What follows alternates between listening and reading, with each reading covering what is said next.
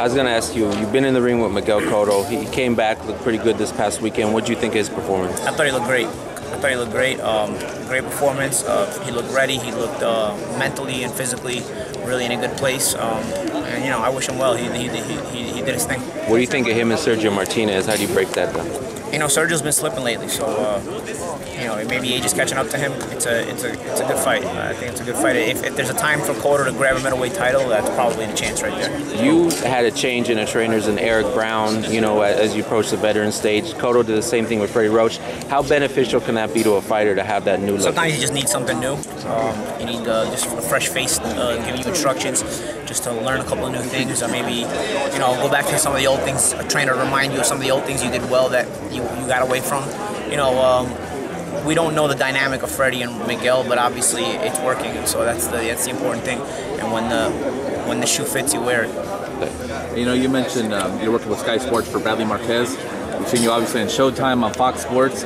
How much longer do you want to be in the ring? We know you're fighting Zab Judah, but it seems like you've got so many other opportunities and things out there. Yeah, you know, well, I'll be in the ring as long as I can make money doing it. You know, if it pays me Impact money, I'll do it. If it doesn't, I'll stick to commentating. What was the thought process behind getting with Haymon?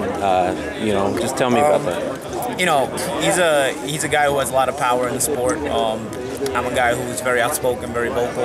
You know, it can be very negative to be enemies with somebody like that. I think both of us weren't benefiting from being enemies. I think being on the same side will give not only each of us a push forward. You know, I think having somebody on Al's stable like me, like myself, who can, you know, be vocal in a positive way, and having Al's influence in my career can get me the bigger paydays, can get me the bigger fights.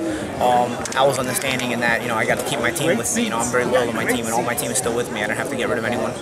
But at the same time, a guy with that much influence, you know, you would hope that we can work together and bring in more positives to the sport instead of negatives. You know, you would hope that, you know, working together with someone like that can actually, you know, be beneficial, not just to me individually or him individually, but just to the sport as a whole. Because, you know, I'm a voice in the sport, Al's an influence in the sport, and maybe together we can do good things. Where's your confidence come from in the Judah clash? How are you going to beat him? You know, we're gonna set up game plans. Right now, we have no set game plan. You know, I just started training for the fight, but you know, I've seen Zab for many years. There's things you can do, and there's things he does very well. You know, so you know, you got to be careful of certain things with Zab. He's still a world-class fighter, and you have to respect that. But at the end of the day, I come to win every time I fight. Every time I get in the ring, and I think I've shown that. And you know, it's for Brooklyn pride. So there's that we both have that chip on our shoulders going into the fight, and I don't think the fight will disappoint at all.